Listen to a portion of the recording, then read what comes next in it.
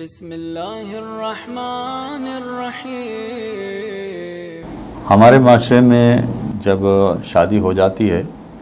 تو عام طور پر عورت اپنا مہر شوہر کو معاف کر دیتی ہے۔ تو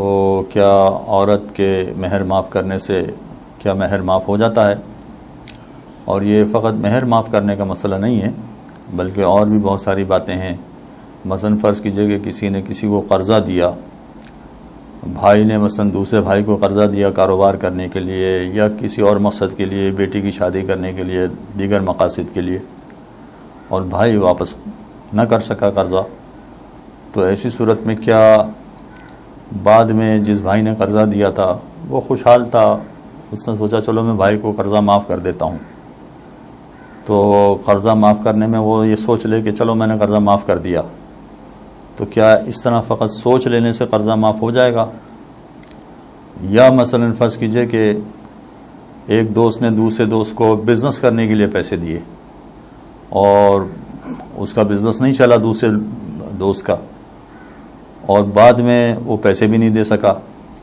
تو اگر دوست ہے یا بھائی ہے یا اسی طرح کا کوئی اور فریق ہے،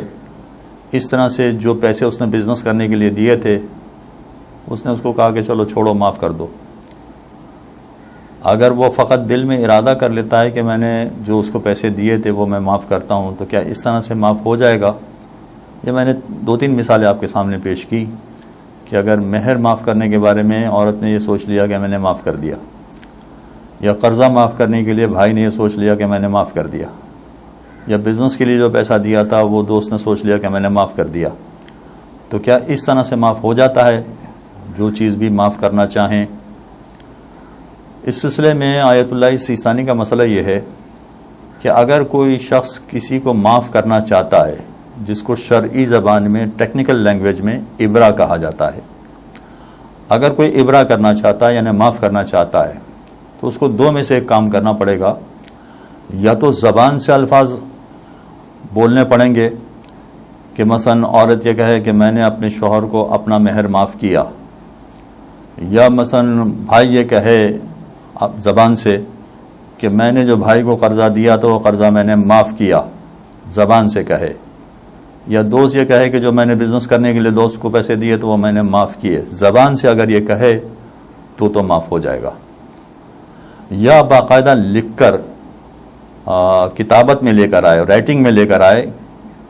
چاہے بیوی ہو مہر کے بارے میں وہ رائٹنگ میں لے کر آئے کہ میں نے معاف کر دیا، یا قرضہ معاف کرنے والا رائٹنگ میں لے کر آئے کہ میں نے اس کو معاف کر دیا، تو یا تو زبان سے کہنے سے معاف ہوگی وہ چیز، یا رائٹنگ میں باقاعدہ لکھ دیا جائے تو ایسی صورت میں وہ معاف ہوگا۔ اچھا، اس میں یہ غلط فہمی نہ ہو کہ اگر زبان سے کہا ہے تو باقاعدہ شوہر کو سنایا بھی جائے کہ میں نے مہر معاف کر دی، یہ شوہر کو سنانا ضروری نہیں ہے، یا جس کو قرضہ دیا تھا اس کو بتانا ضروری نہیں ہے کہ میں نے قرضہ معاف کیا، بتانا ضروری نہیں ہے مگر زبان سے بولنا ضروری ہے، یا فرض کیجئے کہ بزنس کے لیے پیسہ دیا تھا اس کو بتانا ضروری نہیں ہے کہ میں نے معاف کر دیا، مگر لکھ دینا ضروری ہے یا زبان سے ادا کرنا، الفاظ ادا کرنا ضروری ہے، تب جا کے وہ چیزیں معاف ہوں گی، چاہے وہ مہر ہو یا قرضہ ہو یا دوسری کوئی چیز ہو، وہ اس صورت میں معاف ہوگا کہ انسان زبان سے اس کی ادائیگی کرے یا رائٹنگ میں لکھ کر دے، تو ایسی صورت میں معاف ہوگا۔ فقط دل میں سوچ لینا، ارادہ کر لینا، نیت کر لینا، یہ بھی سوچ لینا کہ میں آئندہ معاف کروں گا یا کروں گی، تو اس سے بھی وہ چیزیں معاف نہیں ہوتی۔ تو ہمارے یہاں اکثر عورتیں دل میں سوچ لیتی ہیں کہ میں نے شوہر کو مہر معاف کر دیا،